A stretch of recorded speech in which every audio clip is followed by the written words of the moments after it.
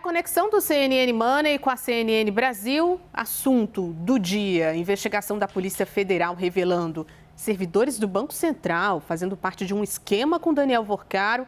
E vamos conversar então com o Fernando Nakagawa sobre isso. Naka, queremos te ouvir, qual é o impacto disso? Tem mais uma vez o foco voltado para o Banco Central, para esta instituição, né, que precisa ser muito firme aqui no Brasil, muito coesa.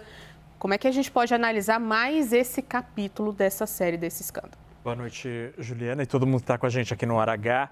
Este episódio descortinou algo que me parece inédito na relação entre o Banco Central como supervisor do mercado financeiro e as instituições financeiras, que é um caso em que tudo indica ali, você tem um caso de corrupção. Servidores públicos que deveriam estar lá trabalhando pela solidez, pela saúde financeira dos bancos, do sistema bancário, estavam fazendo exatamente o contrário. Estavam defendendo os interesses de um banqueiro e de seu banco que, meses depois, se observou absolutamente um queijo suíço de tantos problemas por dentro.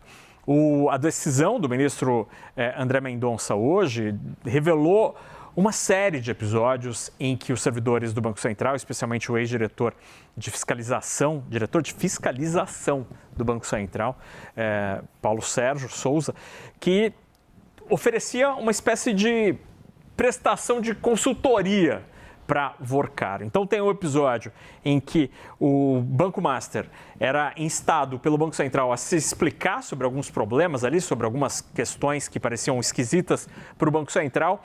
E antes de mandar a resposta oficial, ele mandava para esse servidor público que, ao fim e ao cabo, lia e respondia, não, mexe aqui, mexe acolá, e que depois a resposta oficial seria avaliada pelo mesmo servidor público. Também teve o episódio citado no documento do ministro André Mendonça, de que quando o presidente do Banco Central ia receber Daniel Worcaro, ele dava dicas, uma espécie de media training, ali, um coach, um personal training de autoridade monetária. Há uma série, além disso, tem quando as fiscalizações ali do BC encontravam algum problema no Banco Master, o servidor avisava Daniel Worcaro antes, para não pegar o banco de surpresa e para tentar corrigir este problema. Juliana, dá para dizer que este episódio todo parece muito usando uma fábula que é a raposa que estava cuidando do galinheiro.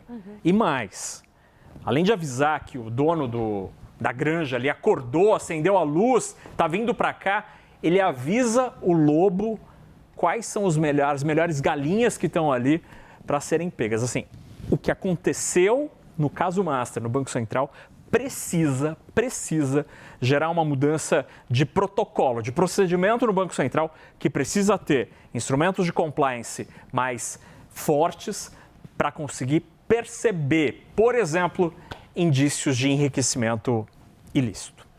Tudo, né? Transparência para tudo, para com quem essas pessoas conversam, quem é recebido dentro do Palácio do Planalto, quem tem acesso a integrantes e servidores públicos que tratam de dados sigilosos no Brasil. Isso tudo é muito sério. Olha, e aí, desculpa te interromper, claro. Assim, vendo o noticiário do caso Master, vou fazer uma comparação meio tosca aqui, mas parece o caso Epstein do Brasil, assim, de tantas ramificações, sim. Todo mundo acaba tendo o rabo preso nesse negócio. Então, é preciso que a gente, como sociedade, a gente pare e veja onde a gente errou, porque foram muitos erros e que nos levaram a tudo isso. Muitos erros. Ainda tem muita coisa para acontecer, para aparecer. Vamos olhar para o mercado, Naka. Foi um dia de alívio para o mercado depois de um pregão que foi caótico ontem. Conta pra gente. Hoje foi um dia de respirar porque prevaleceu a sensação nos investidores do mercado internacional de que talvez, tomara, a guerra seja menos longa do que muita gente estava prevendo ontem. Na imprensa americana, jornais como o The New York Times e o The Wall Street Journal trouxeram reportagens hoje indicando que iranianos teriam procurado americanos ou de que o estoque de armamento dos iranianos seria menor do que se previa Então, isso poderia dar uma indicação de que o ímpeto do Irã estaria diminuindo. Isso gerou reação no mercado financeiro, então vamos aos números. Aqui no Brasil, a Bolsa subiu mais de 1%, voltou aos 185 mil pontos. Entre os destaques, as ações do setor bancário. Os bancos subiram bastante. O dólar caiu quase 1% hoje, voltou a R$ 5,21. E aí uma prova do que eu estou falando aqui, Ju, está na próxima tela. O petróleo, que foi uma biruta nos últimos dias, hoje terminou o dia quase no 0 a 0. O WTI, que é a referência nos Estados Unidos, subiu 0,13%. Não subiu nada, né? E o Brent terminou no 0 a 0, empatado. Se fosse futebol, seria o famoso Oxo. O0 versus o outro 0. Foi assim que o Brent terminou o dia de hoje, mas no patamar de 81 dólares. Exatamente. Tá caro. Se ficar assim, talvez o combustível suba. Mas tomara que a guerra acabe e aí o preço pode voltar a cair. Fernando Nakagawa, muito obrigada. Amanhã a gente conversa mais. Combinado.